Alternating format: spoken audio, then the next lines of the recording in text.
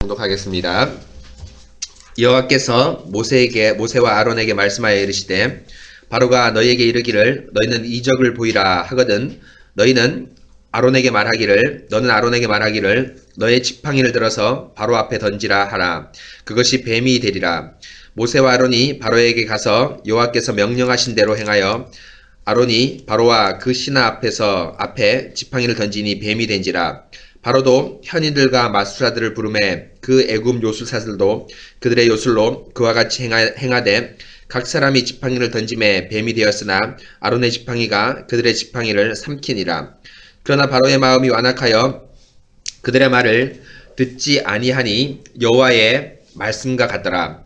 여호와께서 모세에게 이르시되 바로의 마음이 완강하여 백성 보내기를 거절하는도다. 아침에 너는 바로에게로 가라. 보라, 그가 물 있는 곳으로 나오리니 너는 나일강에 서서 그를 맞으며 그 뱀 되었던 지팡이를 손에 잡고 그에게 이르기를 히브리 사람의 하나님 여호와께서 나를 왕에게 보내어 이르시되 내 백성을 보내라. 그러면 그들이 광야에서 나를 섬길 것이니라 하였으나 이제까지 내가 듣지 아니하도다. 여호와께서 이같이 이르노니 내가 이로 말미암아 나를 여호와인 줄 알리라. 볼지어다 내가 내 손에 지팡이로 나일강을 치면 그것이 피로 변하고 나일강의 고기가 죽고 그 물에서 악취가 나리니 애굽 사람들이 그 강물 마시기를 싫어하리라 하라.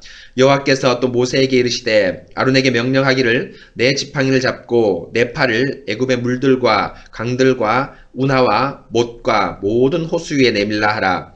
그것들이 피가 되리니 애굽 온 땅과 나무 그릇과 돌 그릇 안에 모두 피가 있으리라. 모세와 아론이 여호와께서 명령하신 대로 행하여 바로와 그의 신하의 목전에서 지팡이를 들고 나일강을 치니 그 물이 다 피로 변하고 나일강의 고기가 죽고 그 물에서 악취가 나니 애굽 사람들이 나일강 물을 마시지 못하며 애굽 온 땅에는 피가 있으나 애굽 요술사들도 자기의 요술로 그와 같이 행함으로 바로의 마음이 완악하여 그들의 말을 듣지 아니하니 여호와의 말씀과 같더라. 바로가 돌이켜 궁으로 들어가고 그 일에 관심을 가지지 아니하였고 애굽 사람들은 나일강 물을 마실 수 없으므로 나일 강가를 두루 파서 마실 물을 구하였더라. 여호와께서 나일강을 치신 후 이레가 지나니라. 아멘. 같이 기도하겠습니다. 하나님 아버지 감사합니다. 거룩한 주일을 맞이하여서 우리 마음을 이곳 예배가 있는 자리로 옮기게 하시고 또 이곳에서 하나님과 교제할 수 있는 또 기쁘고 설레인 마음을 가지고 이곳에로 불러주신 것 감사합니다. 주님, 이렇게 하나님을 향한 저희의 마음이 설레고 기대가 되는 것은 바로 하나님에 대한 이 말씀 또 하나님에 대한 자기 계시가 우리의 노력과 탐구 또 세상의 어떤 것으로도 얻을 수 없는 오직 이 강단에서만 베풀어지는 말씀이기 때문입니다. 주님, 우리가 새로운 사람을 알아갈 때도 마음이 설레고 또 그 사람에 대한 기대가 있는 그것과 마찬가지로 혹은 그 이상으로 우리 하나님을 알아가는 것은 얼마나 감격스럽고 놀라운 일인지요. 주님, 오늘 말씀을 통해서 동일하게 하나님께서 어떻게 당신의 구속 역사를 이 악한 바로에게 심판을 선언하면서 펼쳐가시는지를 저희가 또한 하나님 말씀을 배우려고 합니다. 저희들의 심령, 바로와 같이 완악한 심령이었던 저희를 부드러운 마음으로 변화시킨 그 성령 하나님께서 이 말씀을 통해서 저희들의 마음을 다시 새롭게 하여 주시고 하나님께서 당신의 구속 역사를 이끌어 나가시기에 합당하신 분, 또 예배 받으시기에 합당하신 분이라는 것을 오늘 말씀을 통해서 저희가 잘 배울 수 있도록 도와주옵소서. 하나님께서 임하여 주시길 원하오며 특별히 말씀을 전하는 저에게 성령 하나님께서 함께하여 주셔서 사람의 말과 인간의 귀를 즐겁게 하는 말씀이 아니라 오직 삼위 하나님의 말씀만을 전할 수 있도록 도와주시고 또 말씀을 받는 우리 모든 성도들 역시도 착하고 좋은 마음 받도록 하여 주셔서 이 계시의 말씀을 자신의 심령 깊숙한 곳에 받아들일 수 있도록 도와주시옵소서. 주님, 오늘 말씀을 기대하고 또 하나님을 기대하면서 나아갑니다. 주님, 말씀하여 주시옵소서. 종이 듣겠나이다. 이 모든 말씀 우리 주 예수 그리스도 이름으로 기도합니다. 아멘. 잠깐만요.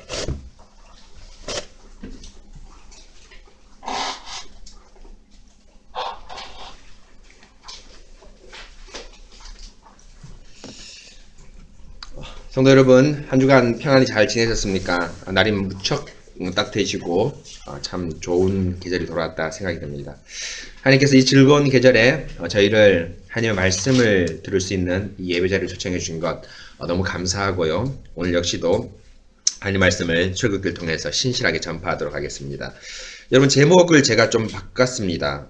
그래서 주보에 보면은 제가 스크립트에는 바꿨는데 주보에는 바꾸지 못했습니다. 그래서 여러분, 예배를 받으시기에 합당하신 하나님, 합당하신 분, 합당하신 하나님으로 변경해 주시길 바라고요.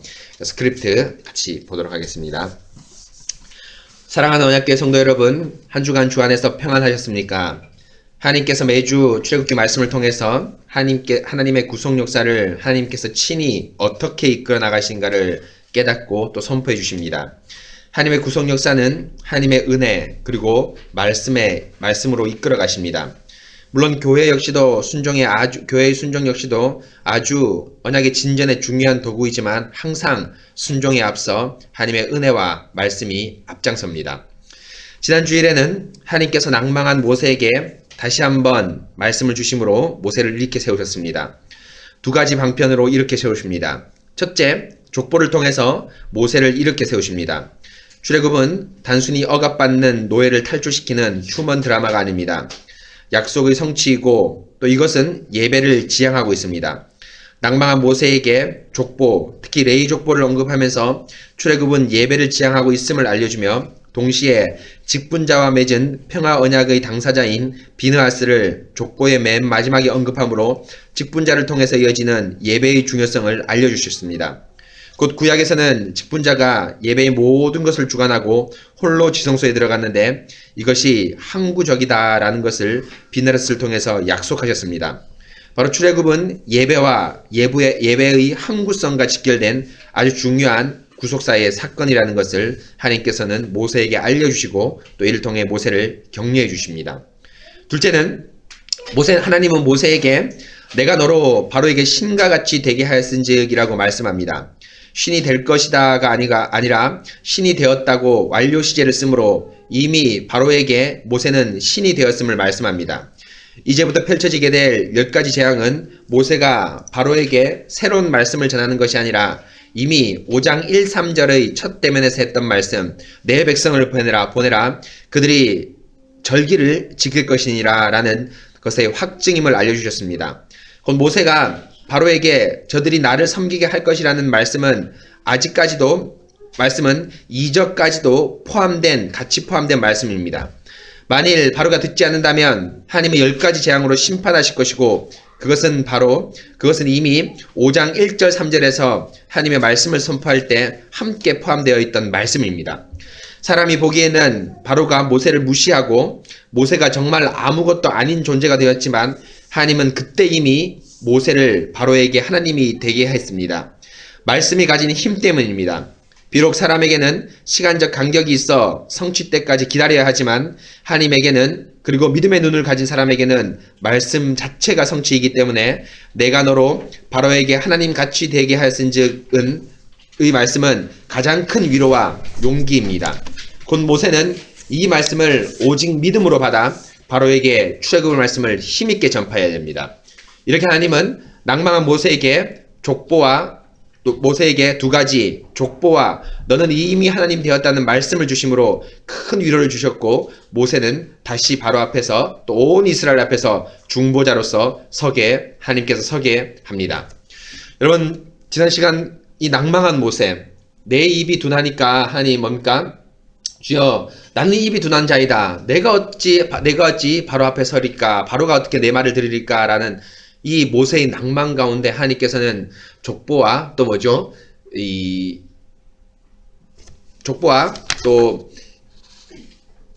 내가 너로 하나님 같이 되게 하였은즉이라는 이 말씀의 위로를 주시면서 이 모세를 바로 앞에 힘있는 말씀 전파자, 또 이스라엘 백성 앞에는 중보자로 세웁니다. 바로 오늘 그 말씀 이후에 이제 8절부터 이제 오늘 7장 25절까지 8절부터 7장 25절 끝까지 바로 모세가 그 말씀을 가지고 이제 바로에게 첫 번째 말씀의 실제적인 성취를 이제 선포하고 있습니다. 계속 스크립트 보겠습니다. 이 페이지.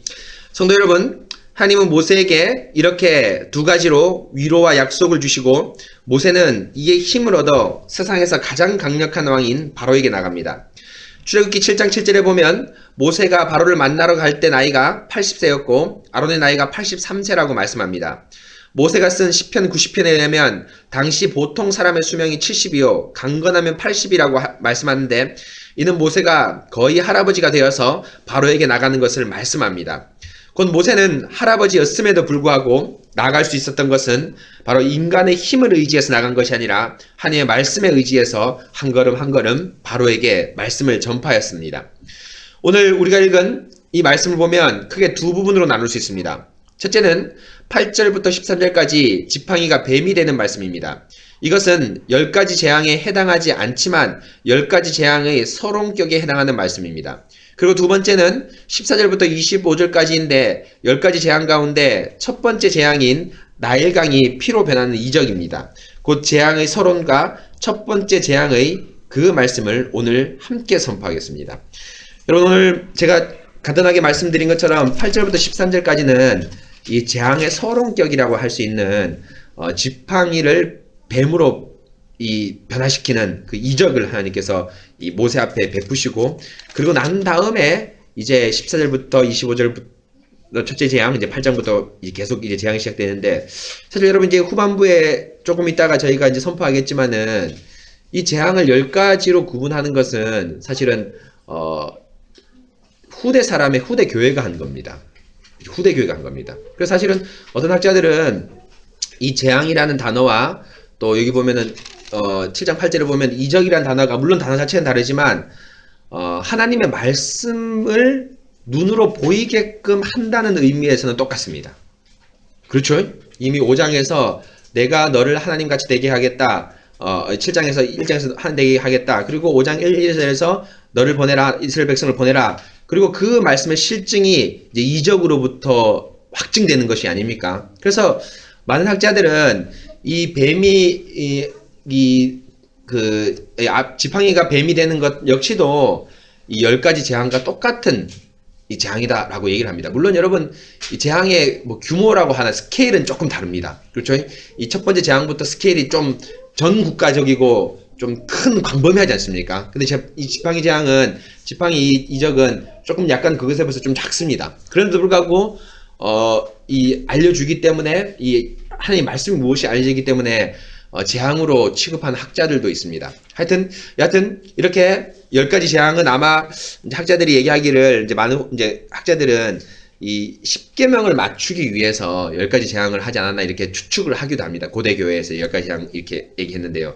여하튼 이렇게 10가지 재앙과 또 오늘 8절부터 13절까지 서론인데 이 두 가지 말씀을 두 가지 이 이적 이 재앙을 차근차근 저희가 선포하면서 하나님께서 어떤 메시지 과연 어떤 말씀을 주시는지 같이 말씀을 들어보겠습니다. 이 페이지 계속 보겠습니다. 먼저 재앙의 서론격인 뱀이 지팡이로 잘못했네요. 지팡이가 뱀으로 변하는 말씀을 선포하겠습니다. 9절에 보시면 하나님이 모세와 아론에게 바로가 너희에게 이적을 보이라 라고 말할 것이라고 말씀합니다. 바로가 모세에게 출애굽의 이유 목적을 묻거나 이유를 묻지 않고 곧장 이적을 보이라고 묻는다고 하나님께서 말씀하십니다. 이것은 바로가 출애굽의 이유를 이미 5장에서 들은 것도 있지만 무엇보다도 출애굽을 시킬 만한 힘이 하나님께 있는가를 묻는 것입니다. 그 자신은 출애굽을 허락하지 않을 것이라고 이미 5장 2절에서 말했습니다. 그렇다면 당대의 가장 강력한 왕이 이렇게 말했다면 출애굽을 시킬 유일한 방법은 바로를 제압하는 것입니다. 곧 바로는 자신을 이기고 출애굽을 시킬 힘이 있는가를 이적을 통해서 묻고 있습니다. 너희 하나님이 나보다 더 강력한지를 바로는 바로 초장부터 이 모세와 아론에게 묻고 있습니다. 그렇습니다. 바로 왕은 당시 세상에서 가장 강력한 왕이고 지금도 가장 강력한 왕 가운데 한 명으로 기록되고 있습니다. 애굽의 피라미드를 보십시오.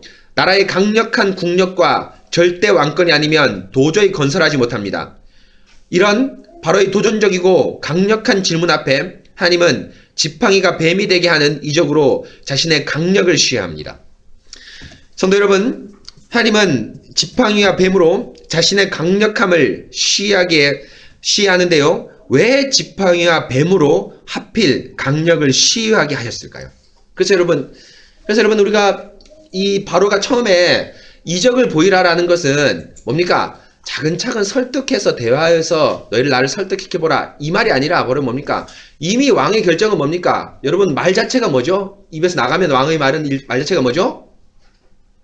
법입니다. 그렇죠? 고대에서는 법이죠. 예. 지금도 대통령도 여러분 미국의 트럼프 대통령이 뭡니까? 행정명령이라 하는 법을 자기가 임의로 낼 수 있지 않습니까? 그래서 그 멕시코하고 뭡니까? 미국하고 경계 수백 킬로 되는데 그걸 건설하는데 4조 원이 든답니다. 4조 원인가? 제가 들었는데 한 몇 조 원이 든답니다. 그런데 그 한마디가 누구의 사인에 간단히 결정됩니까? 트럼프 대통령의 사인 한마디로 결정됩니다. 그러나 고대에는 그것보다 훨씬 더 전제 정권이 강했기 때문에 왕의 말 자체는 그냥 가볍게 흘린 말 자체가 법이 됩니다. 그렇다면 이미 5장에서 너희를 보내지 않겠다라고 말했으면 그 말은 이미 애굽에서 법이었습니다. 그렇다면 나갈 만한 유일한 힘이 있다면 뭡니까? 나갈 만한 유일한 방법이 있다면 무엇입니까? 바로를 뭡니까? 제압하는 수밖에 없습니다. 그렇죠? 제압하는 수밖에 없습니다. 그럼 하나님께서 그 제압, 내가 얼마나 강력한가를 보여주기 위해서 지팡이가 뱀으로 만드는 이적을 첫 번째 보여줍니다. 근데 여러분, 우리가 성경을 읽을 때마다 항상 또 성경을 볼 때마다 생각해야 될 것이 뭐냐면 주의라기보다 생각해야 될 것이 왜 그런가를 항상 생각해야 됩니다. 그렇죠? 왜 그런가를 항상 생각해야 됩니다. 왜 이스라엘 백성이 출애굽할 때 다른 많은 신이 있었을 텐데 그 금송아지를 우상으로 만들었을까? 여러분 그렇죠? 그렇지 않겠습니까? 오늘 여기 뱀 보면 이제 뱀도 우상인데요. 금송아지를 왜 만들었을까? 이런 궁금증에서부터 성경 공부의 소위 말하면 재미라고 할까? 또 하나님의 깊은 의미가 또 깨달아지게 됩니다. 왜 하나님께서 지팡이를 뱀이 되게 하셨을까? 다른 수많은 이적이 있었을 텐데. 사실 여러분 이 이적은 뭡니까? 하나님께서 뭐죠? 이 이스라엘 백성에게 보이라는 세 가지 이적 중에 한 가지죠. 그렇죠? 첫째는 뭡니까? 지팡이가 뱀이 되게 하는 거고 또 뭐예요? 손이 뭐가 되게 하는 거죠? 품속에 넣었다면 문둥병이 되고 다시 넣었다면 뭐예요? 깨끗하게 되는 이적. 또 세 번째가 뭡니까? 물을 조금 떠다가 부어라 그러면 뭐가 될 것이다? 피가 될 것이다. 세 이적입니다. 근데 이 세 이적 중에서 하나님께서 특별히 뭘 얘기합니까? 지팡이가 뱀이 되는 이적을 여러분 뭡니까? 여기서 시행합니다. 사실 하나님께서는 이것을 이스라엘 백성에게 하라고 명령하셨지만 모세는 이것을 뭡니까? 하나님은 이것을 이스라엘 백성뿐 아니라 모세가 뭡니까? 바로 앞에서 행하라는 세 가지 중에서 두 가지가 아니라 바로 이것을 말합니다. 왜 그럴까요? 바로 이 뱀과 지팡이가 명확하게 당시 고대 문화를 알면은 이 어떤 큰 메시지가 있었기 때문이죠. 계속 보겠습니다. 이것은 당시 고대 근동 문화와 애굽의 문화를 알면 쉽게 이해가 됩니다. 당시 이스라엘에 속해 있는 고대 근동 문화에서는 지팡이는 통치권을 의미하는 중요한 상징이었습니다. 그래서 시편 2편 9절에서도 하나님의 아들이 철장으로 열방을 깨뜨린다고 했으며 시편 23편 4편에서도 4절에서도 주의 막대기와 지팡이가 나를 안위한다고 하면서 지팡이는 통치권, 권능, 주권을 의미합니다. 곧 모세와 아론의 손에 들린 지팡이는 하나님의 주권, 통치권, 권능을 의미합니다. 그리고 뱀은 애굽의 문화와 아주 연관이 깊은데요. 뱀은 애굽에서 아주 강력한 신 가운데 하나입니다. 여러분 혹시 기억하실지 모르겠지만 애굽의 찬란한 문화 가운데 하나인 투탕카멘의 황금 마스크 여러분 기억나시죠? 그 투탕카멘의 황금 마스크 보면 그 마스크 위에 뭐가 새겨져 있습니까? 독수리와 뱀이 새겨져 있습니다. 제가 어저께 이걸 살펴봤는데 저는 뱀이라고만 기억했는데 여러분 그 애굽에 보면은 남이집트, 북이집트가 있습니다. 여러분 혹시 아십니까? 문화가 완전히 다르거든요. 그래서 북이집트의 상징이 뱀이고 남이집트의 상징이 독수리입니다. 그래서 그 인터넷 보면 바로 나오는데 하나는 여기 뱀이 그려져 있고 하나는 독수리가 그려져 있습니다. 그래서 이 뱀이 이집트의 아주 강력한 어떤 신, 그 왕을 상징했습니다. 봅시다. 황금 마스크가 기억나십니까? 그 마스크 위에 무엇이 새겨져 있습니까? 바로 독수리와 뱀입니다. 뱀은 그 마스크에 새겨진 뱀은 뱀 중에서 가장 강력하다는 코브라가 새겨져 있습니다. 곧 하나님은 당시 고대 근동 문화에서 누구나 이해할 수 있는 지팡이와 뱀이라는 상징을 가지고 하나님의 우주적 주권의 통치를 드러내십니다. 어떻게 드러내십니까?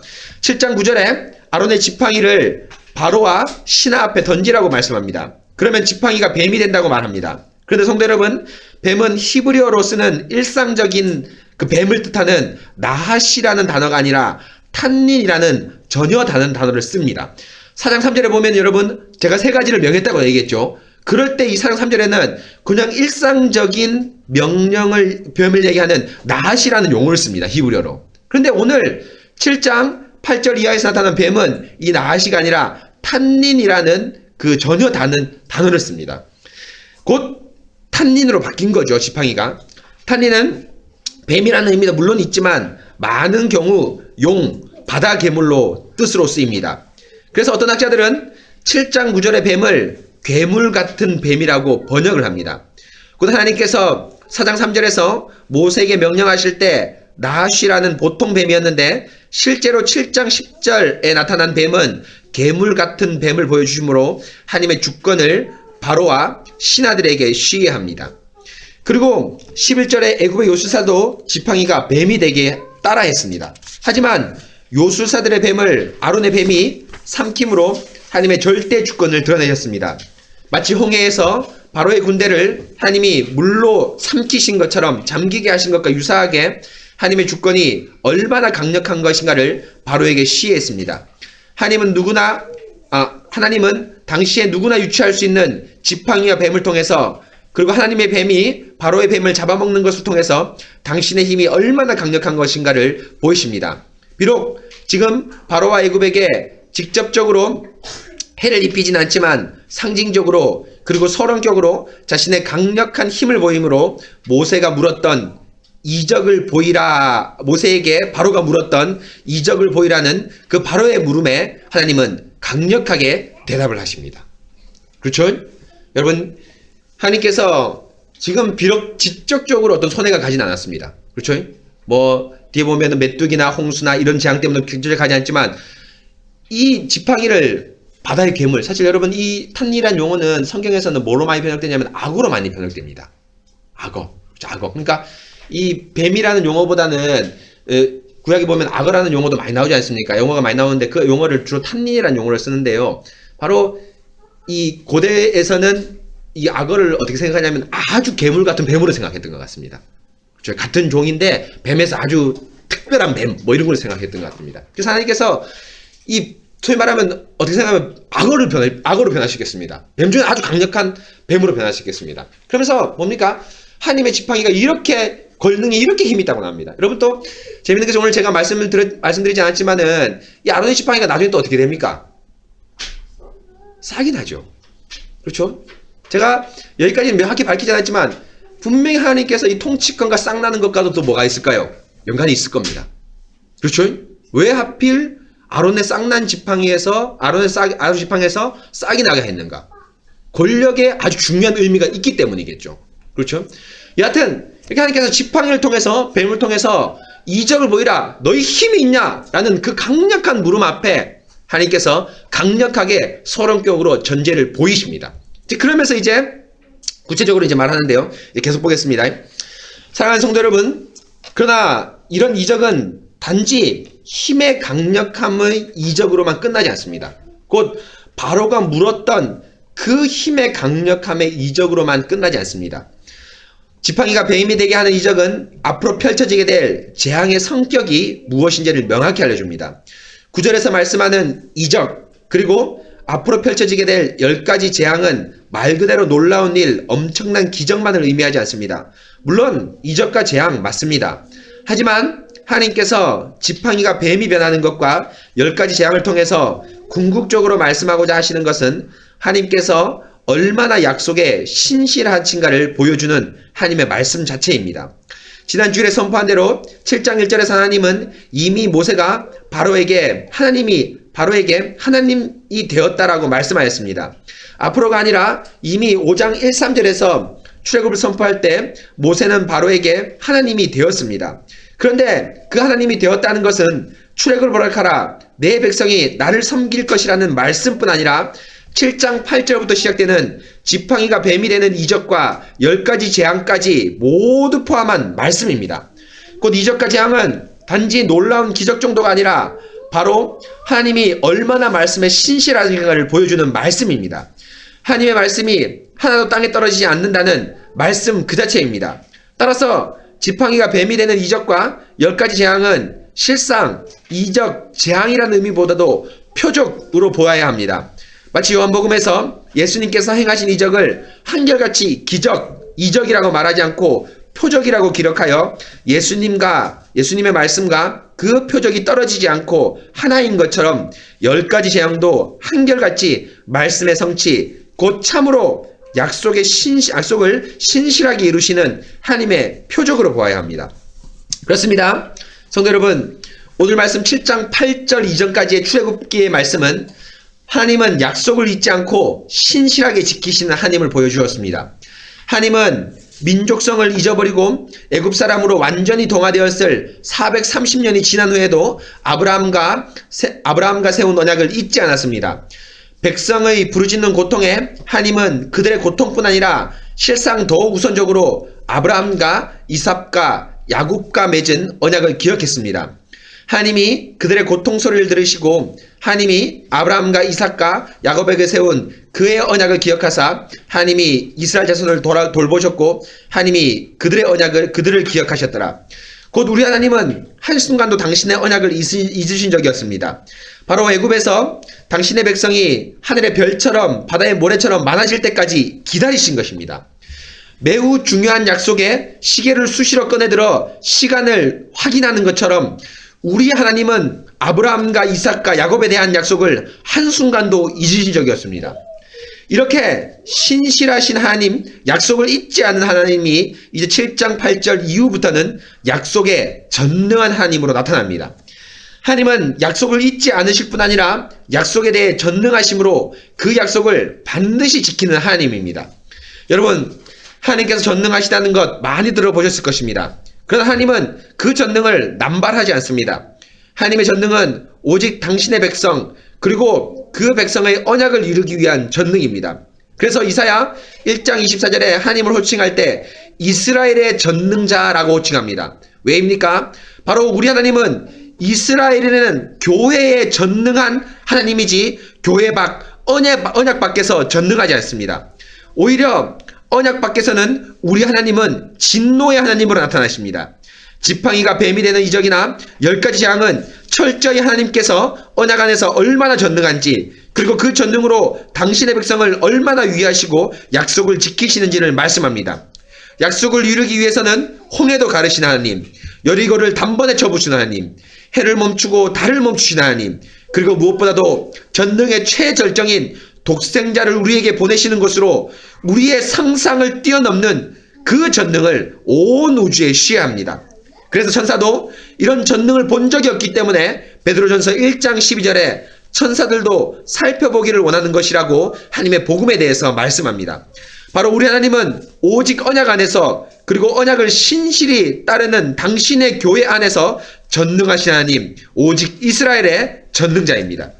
사랑하는 성도 여러분, 이것이 바로 우리 하나님이 언약 안에서 신실하다는 것입니다. 우리 하나님이 신실하다는 것은 하나님이 말씀하신 것은 그 어떤 경우에도 반드시 지킨다. 하나님의 약속은 너무나 강해서 어떤 것도 하나님의 약속을 막지 못한다는 것을 말씀합니다.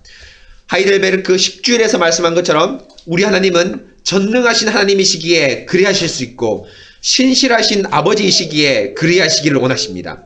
지팡이가 뱀이 되는 이적이나 10가지 재앙은 단지 이적과 재앙이 아니라 바로 하나님의 언약적 신실함을 나타내는 표적이고 말씀 그 자체입니다. 모세 입에서 나간 하나님의 말씀은 곧장 그 꼬리 끝에 전능을 달고 구속 역사 가운데 힘차게 전진합니다. 아멘. 여러분 그렇죠? 지금 여러분 출애굽기 이제 7장 우리 전반부 출애굽이라는 사항만 보면은 이 출애굽 사항의 전반부에서는 하나님께서 당신의 약속을 얼마나 잊지 않으시고 신실하게 기억하시는가를 말씀하셨습니다. 그렇죠? 430년 지나고 애굽 사람으로 완전히 동화되었을지라도 하나님은 그 약속을 잊지 않고 뭡니까? 당신의 백성을 보존하시고 또 모세를 파송시키고 모세를 준비시키십니다. 그리고 여러분 7장 8절 이후에서 이제 전능, 출애굽의 이 10가지 재앙을 포함한 이 모든 전능은 바로 뭡니까? 그 말씀을 하나님께서 뭡니까? 참으로 신실하게 지키신다. 뭘 동원해서? 전능을 동원해서. 그렇죠? 그래서 여러분 전능한 하나님이라고 떠오르면 여러분 뭘 떠올릴까요? 알라딘을 생각하면 안 됩니다. 그렇죠? 지니 이걸 생각하면 안 됩니다. 바로 뭡니까? 약속 안에서 전능한 하나님. 그래서 여러분 야고보서 2장에 보면 이렇게 나오죠. 우리가 가진 바 담대함은 이것이니 그의 뜻대로 구하면 무엇이든지 이루어집니다. 뭡니까? 우리가 하나님께 담대하게 구할 수 있습니다. 단 뭐예요? 조건이 있죠. 뭐죠? 우리가 누구 뜻 안에로? 그의 뜻 안에로. 언약 안에서 하나님께 요구를 할 때 하나님 동시에 뭐예요? 그 언약 안에서 어떻게 합니까? 이루어지시는 것을 말씀합니다. 바로 모세의 말이 5장에서 떠났습니다. 그러나 그 꼬리 끝에 뭘 달고 있습니까? 하나님은 전능을 달고 그 말씀이 땅에 떨어지지 않고 온 만방에 말씀이 확실하다는 것을 선언하시는 것입니다. 바로 이것이 이적, 그 재앙의 중요한 의미입니다. 그래서 여러분 이적을 사실 여러분 이 이적이라는 뜻이 미라클이라는 뜻도 있지만 언어 자체로도 사인이라는 뜻도 있습니다. 그래서 여러분 이 요한복음 보면은 예수님이 이적을 다른 데 보면은 마태, 누가, 마가복음 보면은 이적을 이적이라고 표현하거든요. 그런데 요한복음에서는 항상 뭐라고 표현합니까? 이적이라고 표현하지 않고 뭐예요? 표적이라고 표현합니다. 그렇죠? 예수께서 벌써 이것은 갈릴리 가나에서 행한 첫 번째 표적이라 하면서 항상 이적을 표적이라고 표현합니다. 왜일까요? 이 표적은 뭐예요? 말씀과 동떨어진 것이 아니라 예수님이 뭐다? 하나님의 아들이라는 말씀을 증명하기 위한 것이죠. 바로 이 10가지 재앙 역시도 이 첫 번째 서론 재앙 역시도 마찬가지입니다. 이것을 반드시 기억하시기 바랍니다. 이제 두 번째, 이제 하나님께서 첫 번째 재앙의 말씀을 이제 선포하겠습니다. 하나님은 지팡이가 뱀이 되게 하는 표적을 보이심으로 하나님의 주권, 당신의 능력이 얼마나 강력한가를 바로 앞에서 시위하고 동시에 하나님이 언약 안에서 얼마나 신실하고 전능하신가를 교회 앞에서 동시에 시위합니다. 하지만 여러분, 바로는 어떻습니까? 13절에 나온 대로 마음이 완악하여 그들의 말을 듣지 않습니다.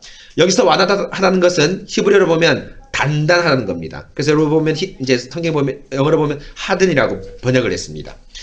하나님의 눈에 선명하게 지팡이와 뱀으로 이적을 보이셨음에도 바로는 돌덩이처럼 굳은 마음을 가지고 하나님의 말씀이 그에게 하나도 들어가지 않습니다. 이 하나님은 본격적으로 10가지 재앙을 내리시는데 그 중에 가장 먼저 나일강의 물이 피가 되게 하는 재앙을 보이십니다. 성도 여러분, 하나님은 수많은 이적 가운데 왜 하필 나일강을 피로 물들이는 이적을 택하고 동시에 그것을 10가지 재앙 중에서 가장 우선적으로 배치했을까요? 여러분 그렇죠? 수많은 이적이 있을 텐데 하나님께서 왜 그 중에 이적 가운데 10가지 재앙을 했을까? 그렇죠? 그럴 뿐 아니라 그 10가지 재앙을 하나님께서 추렸다가 칩시다. 추리고 나서도 왜 특별히 나일강을 첫 번째 배치시키셨을까? 그렇죠? 궁금증을 가져야 됩니다. 이 질문에 답하기 위해서 우리는 나일강을 알아야 합니다. 일반 상식으로 애굽에서 나일강은 아주 중요하다는 것을 일반인까지도 잘 압니다. 그래서 오늘 말씀에 나일강이라는 단어가 6번이나 나옵니다. 비옥한 곡창지대를 형성하여 경제력을 상징하는 것이고 외부의 적으로부터 보호하는 국방력의 상징이기도 합니다. 여러분 이건 누구나 알고 있는 거죠. 우리가 하나님 말씀을 받지 않은 사람들도요. 하지만 오늘 말씀의 나일강은 단지 경제력, 국방력의 상징을 넘어선 특별한 의미가 있음을 말합니다. 15절을 보시면 하나님께서 모세에게 바로를 만나라고 하시는데 시기가 언제입니까? 15절 보십시오. 시기가 언제입니까? 아침입니다. 우리 15절 한번 읽어볼까요? 시작. 아침에 너는 바로에게로 가라. 보라 그가 물 있는 곳으로 나오리니 너는 나일강 강가에 서서 그를 맞으며 그 뱀되었던 지팡이를 손에 잡고. 언제입니까? 아침입니다. 장소는 어디입니까? 나일 강가입니다. 곧 아침에 나일강으로 바로에게 나올 때 재앙을 선포합니다. 그런데 이런 나일강으로 나오는 것은 비단 첫 번째 재앙뿐 아니라 바로는 네 번째, 7번째 재앙에서도 나일강으로 나옵니다. 8장 20절, 9장 13절 한번 읽어볼게요. 시작. 여호와께서 모세에게 이르시되 아침에 일찍 일어나 바로 앞에 서라. 그가 물 있는 곳으로 나오리니 여호와께서 모세에게 이르시되 아침에 일찍 일어나 바로 앞에 서서. 7번째 재앙도 비록 나일강 혹은 물가라는 표현이 없지만 나일강으로 아침에 나왔을 가능성이 아주 무척 가능성이 큽니다. 그래서 학자들 대부분이 9장 10절에 바로도 역시 나일강이라는 표시가 없지만 나일강으로 나왔다고 얘기합니다. 그러면 첫 번째, 네 번째, 7번째 재앙이 바로가 나일강으로 나왔을 때 모세가 재앙을 선포합니다. 그렇죠? 그래서 7장 10가지 재앙을 3개의 사이클로 묶는데 1, 3 사이클, 첫 번째 사이클, 네 번째, 6번째 재앙, 7번째, 9번째 재앙, 그리고 마지막으로 10번째 재앙 이렇게 묶는데요. 이렇게 사이클로 묶는 중요한 기준 가운데 한 가지가 바로 1, 4, 7번째의 재앙 때에는 바로가 아침에 나일강으로 나오는 때입니다. 그렇죠? 여러분 뭐 중요한 또 조건들이 있습니다. 제가 뭐 다 자세히 적지 않지만 이 학자들이 잘 연구해서 이 표가 다 있거든요. 보면은 근데 아주 중요한 특징 가운데 한 가지가 이 10번째 재앙은 아주 특별하죠. 여러분 그렇죠? 보면은 10번째 재앙은 이 성경의 3장을 할애하고 특별합니다. 근데 이 9번째 재앙을 3가지 사이클을 묶는데 그중에 아주 중요한 기준 가운데 한 가지가 바로 뭐냐면은 모세가 항상 뭐예요? 바로를 뭐예요? 아침에 어디서 만났다? 나일강가에서 만나서 재앙을 선포하면서 선포합니다. 그래서 강도가 점점 세지고 처음에는 간접적인 강도, 그 다음에 동물을 죽이고 나중엔 뭘 해야 합니까? 사람의 식량과 사람을 해야 하는 이런 재앙으로 나가기 시작합니다. 여튼 이런 사이클이 있는데 이 사이클의 아주 중요한 기준 가운데 아침에 바로가 나일강가에 나왔을 때 재앙을 선포하는 것입니다. 과연 이것이 무슨 의미일까요? 그래서 봅시다. 성도 여러분, 지금 바로가 계속해서 나일강으로 나오는 이유가 무엇일까요? 지금 10가지 재앙은 점점 강도가 세워지는데 이왕이면 같은 장소에 나가지 않아서 모세를 만나지 않으려고 하지 않았을까요? 그렇죠. 바로도 만나기 싫었겠죠. 여러분 맞죠? 그런데 계속 동일하게 납니다. 그런데도 바로는 아침에 나일강으로 반복적으로 나가서 만나기 싫은 모세를 반복적으로 만납니다. 이것은 바로 2장 5절에 바로의 공주가 나일강으로 목욕한 이유와 동일합니다. 바로의 공주가 궁중에 목욕탕이 없어서 나일강으로 목욕하러 나왔습니까? 아닙니다. 바로 예배를 드리기 위해서 나일강으로 나왔습니다. 지금 바로는 단지 아침 산책을 하러 나온 것이 아니라 애굽의 가장 강력한 신에게 제사를 드리러 나온 것입니다. 곧 나일강은 단지 경제력과 군사력을 의미하는 것이 아니라 예배의 대상입니다. 그리고 그 예배를 집례하는 사제가 바로왕입니다. 곧 하나님은 지금 모세에게 바로의 예배 현장, 이집트의 예배 현장에서 이방 신의 직분자인 바로를 만나게 합니다. 일개 왕이 아니라 제사장 바로를 만나게 합니다. 바로의 예배 순간마다 하나님께서는 자신이 하나님 되게 하심을 드러냄으로써 바로에게 진정한 하나님이 누구임을 시해합니다. 곧 여호와 하나님의 직분자인 모세와 이방신의 직분자인 바로를 대면케 하므로 진정으로 예배를 드릴 분이 누구인가를 온 애굽에 선포하십니다. 그렇죠? 지금 여러분 바로가 쓸데없이 이렇게 아침마다 나온 것이 아닙니다. 그렇죠? 또 모세는 그 아침마다 귀찮게 하기 위해서 바로를 만난 게 아닙니다. 바로 뭡니까? 지금 이 강은 단지 경제력과 군사력을 상징하는 것뿐 아니라 뭡니까? 예배 대상입니다. 우리 2장에서 여러분 살펴봤죠? 선포했죠? 왜 공주가 궁중에 그 화려한 목욕탕을 납두고 어떻게 바로의 이 애굽에 가서 목욕을 했습니까? 목욕이 아닙니다. 바로 뭐죠? 소위 말하면은 예배를 드리고 나온 겁니다.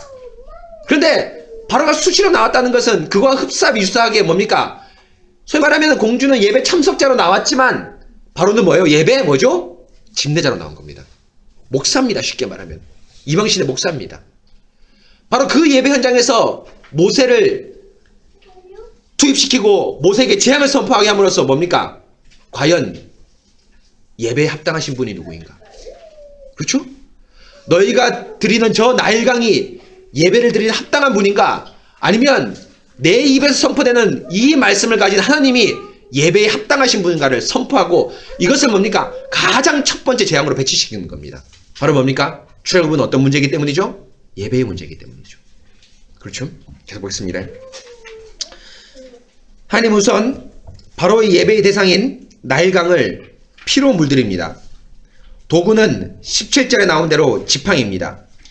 이것은 위에서 선포한 대로 하나님의 주권과 통치를 보이심입니다.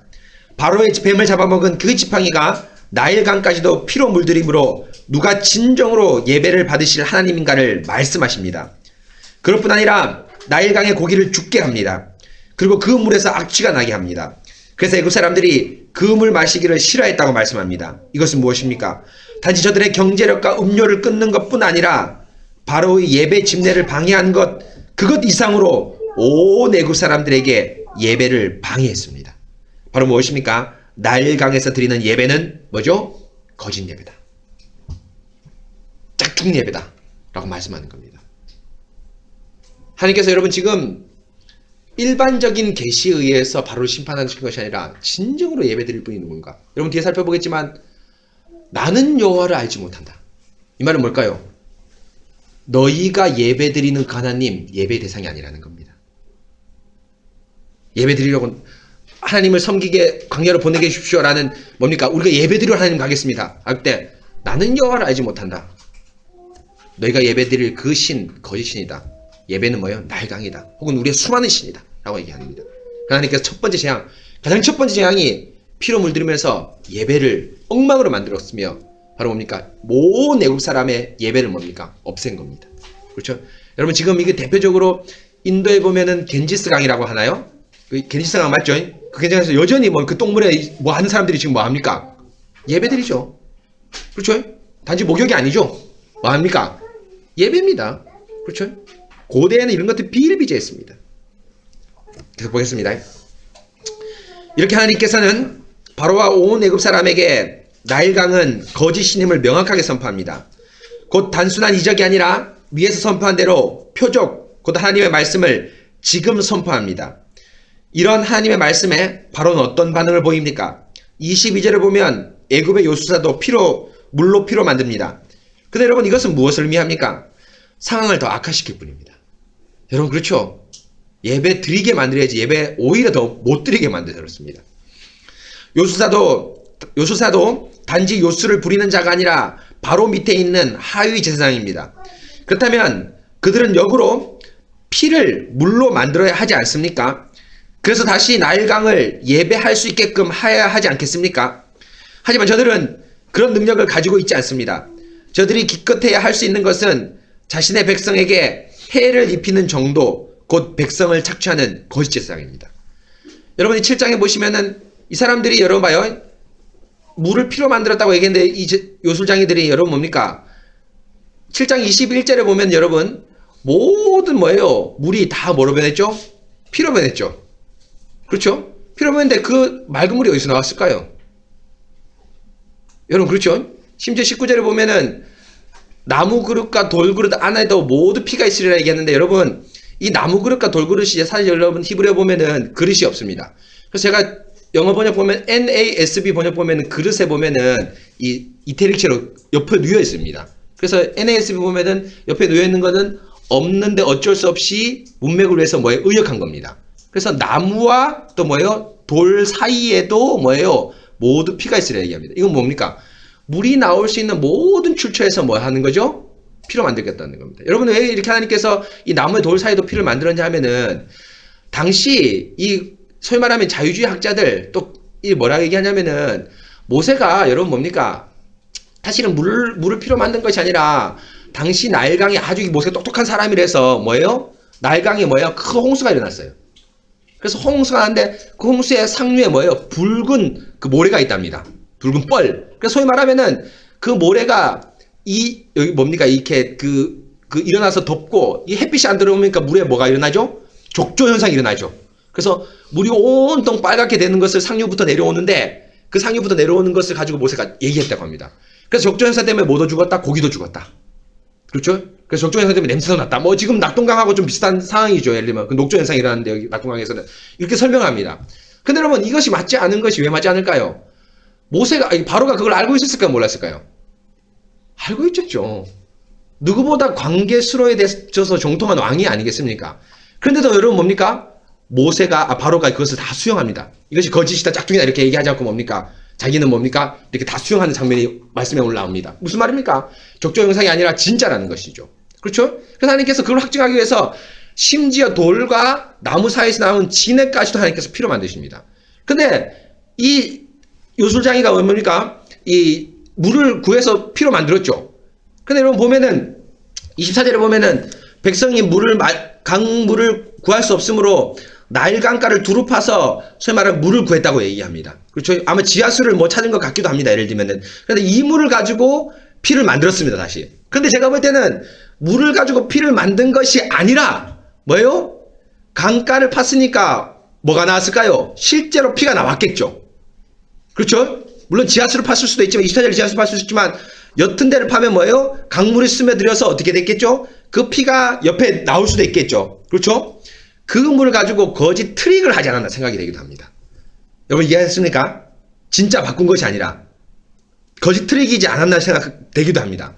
여하튼 트릭이든 아니든 이 요술사도 역시 뭡니까? 예배를 바르게 돌리기 위해서는 물을 피로 만든 것이 아니라 어떻게 만들어야 되죠? 피를 뭐로 만들어야 돼요? 물로 만들어야 됩니다. 그런데 그런 능력이 없고 오히려 이 사람은 모세의 한 이적에 더 플러스 알파하는 뭐죠? 더 악화시키는 경향으로 만들었습니다. 왜일까요? 이방 왕같이 세상은 뭐가 없기 때문이죠? 능력이 없기 때문입니다. 그렇죠? 능력이 없기 때문입니다. 그래서 보겠습니다. 하지만 그래서 다시 나일강을 예배할 수 있게끔 해야 하지 않겠습니까? 하지만 저들은 그런 능력을 가지고 있지 않습니다. 저들은 기껏해야 자신의 백성에게 해를 입히는 정도입니다. 백성을 착취하는 거짓 제사장입니다. 그럴 뿐 아니라 더 가관인 것은 23절에 바로가 궁으로 돌아가 그 어떤 일에도 그 일에 어떤 관심도 보이지 않았다라고 말씀합니다. 성도 여러분, 이것이 왕이라고 말할 수 있습니까? 제사장이라고 말할 수 있습니까? 24절에 말한 대로 백성이 물을 마실 수 있는 것을 확인하고 궁으로 돌아간 것이 아니라 22절에 요술사들이 상황을 더 악화시키고 난 것을 본 후에 궁으로 돌아갔습니다. 여러분 무슨 말인지 아시겠죠? 물을 구해주고 궁으로 돌아간 것이 아니라 뭡니까? 물은 너희가 알아서 해라. 나는 모르겠다. 그냥 이 거짓 트릭에 그만 보고 돌아간 것입니다. 거짓 제사장은 예배에 관심도 없고 또 거짓 왕은 자신의 백성의 목마름에도 전혀 관심이 없습니다. 단지 자신에게만 관심이 있습니다. 타락한 인간 봉성의 극도의 발악입니다. 그래서 에스겔 38장 3절에 보면 바로를 가리켜 이렇게 말합니다. 같이 한번 읽어볼까요? 시작. 너는 말하여 이르기를 주 여호와께서 이같이 말씀하시되 애굽의 바로 왕이여 내가 너를 대적하노라. 너는 자기의 관절 가운데 높은 나무라. 스스로 이르기를 나의 이 강은 내 것이라. 내가 나를 위하여 만들었다 하는도다. 바로는 나일강에 누운 악어 곧 괴물입니다. 그리고 그 괴물이 하는 말이 이 강은 내 것이라 나를 위해 만든 것이라 하고 말씀합니다. 겉으로 백성을 위하는 제사장인 것처럼 왕처럼 행동을 하지만 실제 나일강을 위해 예배를 드리는 것은 모두 자신을 위해서입니다. 10계명의 2계명의 말씀이 정확합니다. 너를 위하여 새긴 우상을 만들지 말고.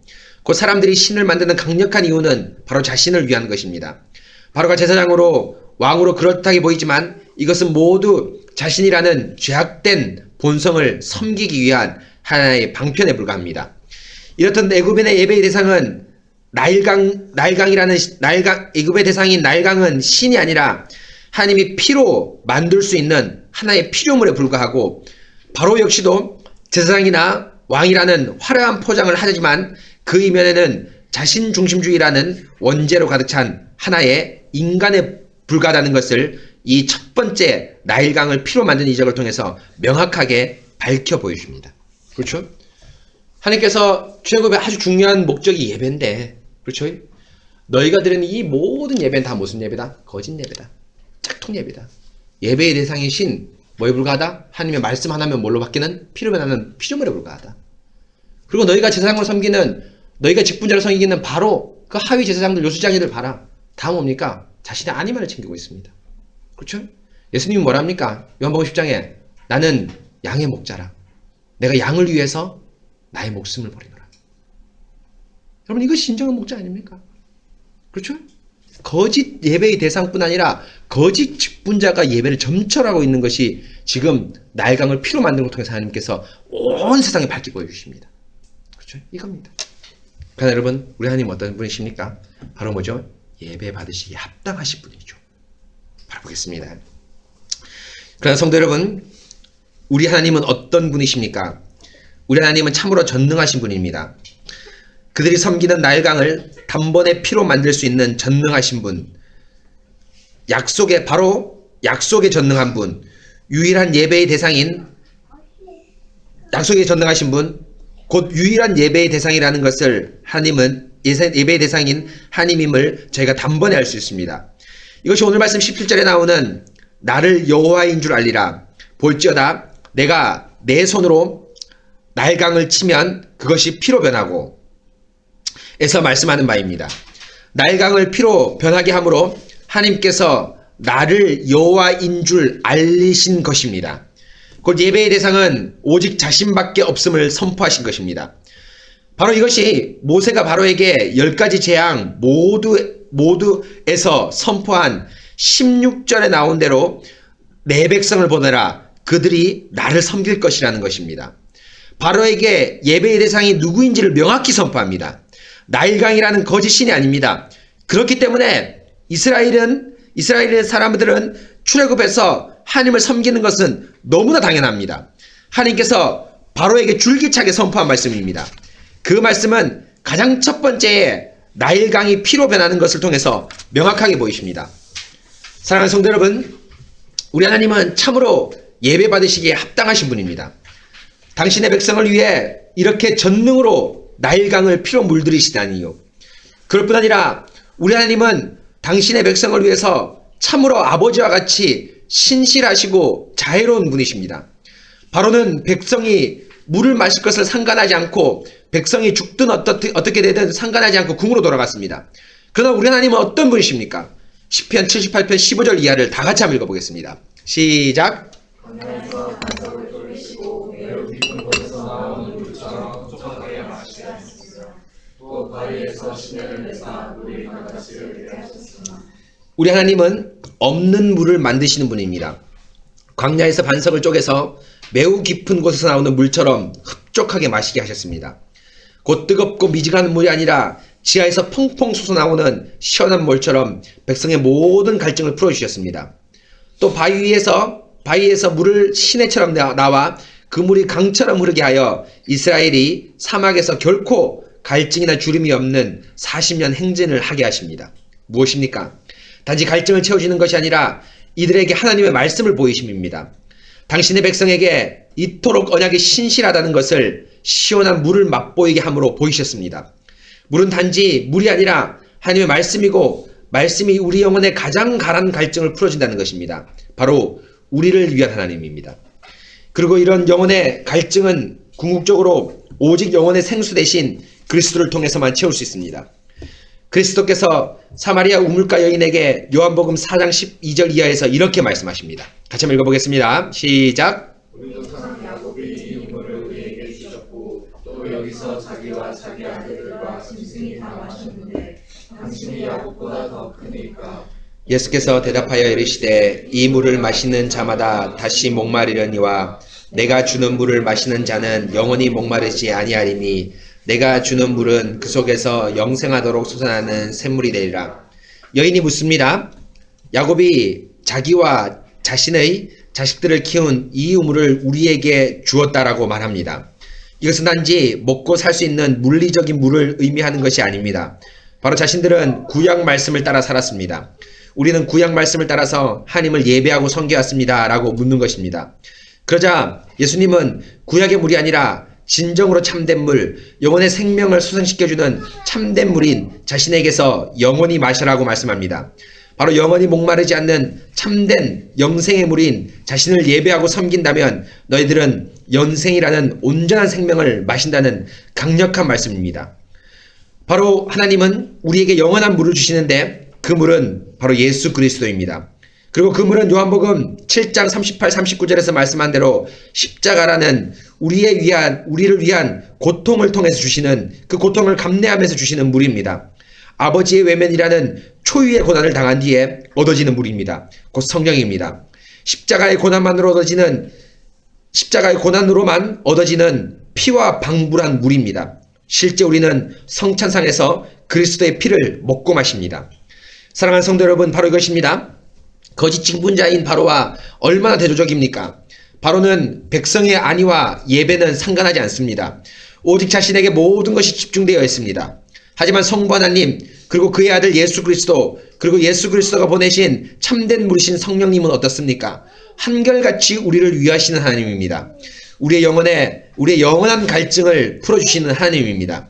오늘 첫 번째 이적에서 하나님은 명확하게 말씀을 선포하셨습니다. 과연 예배에 합당한 하나님은 누구인가? 천지에 당신의 언약을 이렇게 선명하게 기억하고 그 언약을 위해 당신의 전능을 아낌없이 베푸시는 하나님은 과연 누구입니까? 그리고 그 전능은 마침내 그리스도 안에서 완성시키신 그분은 바로 누구입니까? 바로 우리가 섬기는 하나님, 그리고 성자 예수님, 그리고 성령 하나님입니다. 삼위일체 하나님만이 우리가 섬길 영원한 하나님이고 그분만이 예배의 대상입니다. 날강을 피로 만드는 기적은 예배를 받으실 분이 누구인가를 명확하게 선포하셨습니다. 사랑하는 성도 여러분, 이런 신실한 하나님에게 우리가 마땅히 예배를 드려야 하지 않을까요? 우리의 구속을 위해 참으로 전능한 그 하나님만을 예배해야 하지 않을까요?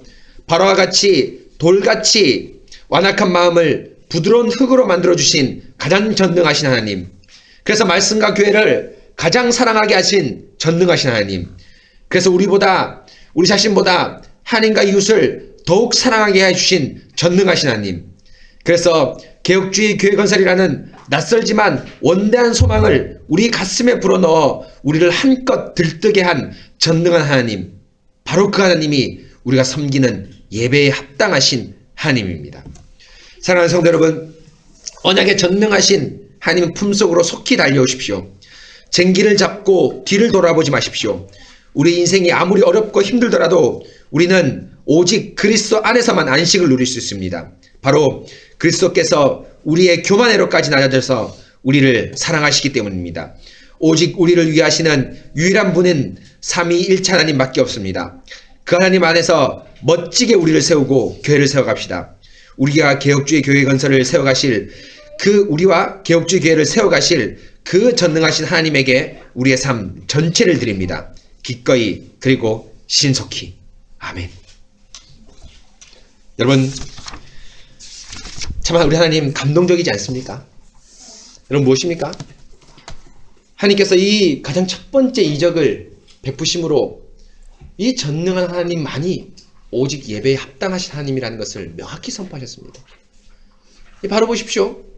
백성이 그렇게 공고하고 또 예배의 신이라고 말하는 그 날강을 다시 물러돌이킬 그 어떤 능력도 없고 자신의 백성을 전혀 돌보지 않은 뭡니까? 요한복음 10장에 보면 사꾼입니다.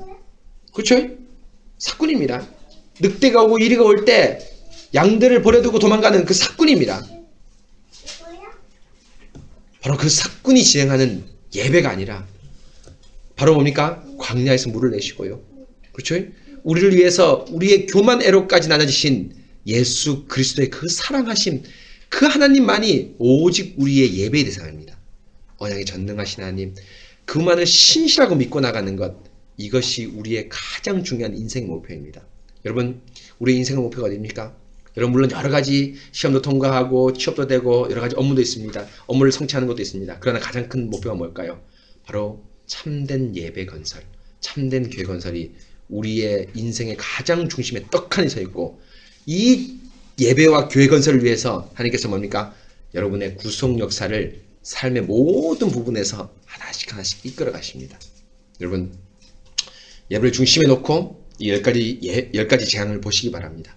그럴 뿐 아니라 이 예배를 중심에 떡하니 놓고 우리의 인생 전체를 바라보게 될 때 우리가 나아갈 바, 우리가 예배해야 될 바, 우리가 기도해야 될 바를 명확히 알 수 있습니다.